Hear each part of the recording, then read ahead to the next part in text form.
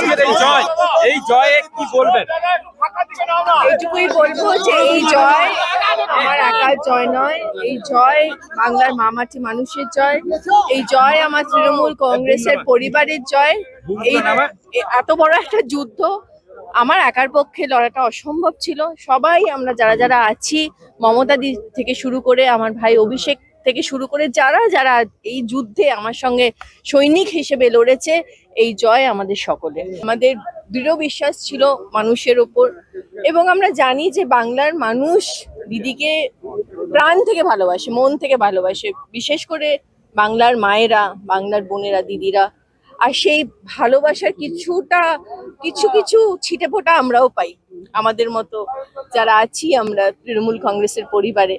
সে আশীর্বাদ, সেই ভালোবাসা আমি তো আগে থেকেই বলছিলাম যে আমি যেখানে গিয়েছি, এবার যে বিধানসভায় আমি গিয়েছি, সেটা দাঁতন হোক, নারায়ণগড় হোক, কেশিয়ারি হোক, আমাদের খড়গপুর গ্রামীণ হোক, এগরাও বলবো, এগরাতেও মানে মানুষ যেভাবে আমাকে প্রাণ ভরে আশীর্বাদ করেছে, ভালোবেসেছে, আমি এতদিন বলিনি, বাট আমার মন বলছিল যে রেজাল্ট পজিটিভই হবে। খড়গপুর শহরেও তো ভালো ফল হয়েছে আপনাদের, অফকোর্স অনেক লিড কমেছে। 45,000 না 45,000 এর বেশি ছিল মনে হয় গতবার দিলীপদা পেয়েছিলেন, সেটা অলমোস্ট ইয়েস, প্রায় হাফ বলবো, হাফেরও কম। এবং এইটুকুই বলবো যে খড়গপুরের মানুষ এইটুকুই আমার বলার আছে যে অ্যাজ এন এমপি আমি চেষ্টা করব যে খড়গপুরের যাতে আরো ডেভেলপড হয়, আরো সুন্দর হোক শহরটি। যেটা আমি বললাম যে রেলওয়েজের সাথে আমার অনেক আগামী দিনগুলোতে প্রচুর কনভারসেশনস হবে, এটুকু আমি জানি খড়গপুর নিয়ে। গত 2019-এর ব্যবধানকে ধূলিসাৎ করে মেদিনীপুর লোকসভা কেন্দ্রে প্রায় 29,000 ভোটের ব্যবধান নিয়ে জয়ী হলেন মেদিনীপুর লোকসভাতে তৃণমূলের প্রার্থী জুন মালিয়া।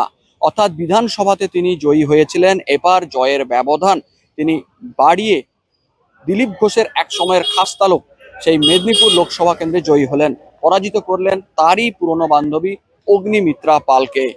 দিনের শুরুতে তিনি যখন গণনা কেন্দ্রে প্রবেশ করেছিলেন, মুখ শুকনো অবস্থায় ঢুকেছিলেন ঠিকই, কিন্তু দিনের শেষেও যখন তিনি 5:30 নাগাদ বের হলেন, তখনও মুখ শুকনোই, কিন্তু মুখে ছিল হাসি। জুন মালিয়া এদিন বেরিয়েই, কাউন্টিং সেন্টার থেকে বেরিয়েই সেখান থেকে 100 মিটার দূরে থাকা হনুমান মন্দিরে গিয়ে ঢুকলেন।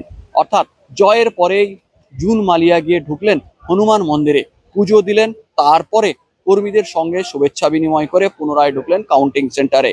তিনি জানালেন, রাজ্য জুড়ে যে আশীর্বাদ তৃণমূল পেয়েছে তার ছিটেফোঁটা আমার উপরেও পড়েছে। এবার এই লোকসভার সব থেকে বড় যে সমস্যা মেদিনীপুরে, অর্থাৎ মেদিনীপুর লোকসভার খড়গপুর এলাকার যে সমস্যা, সেই সমস্যা নিয়ে রেলের সঙ্গে এবার দফায় দফায় আমি বসবো।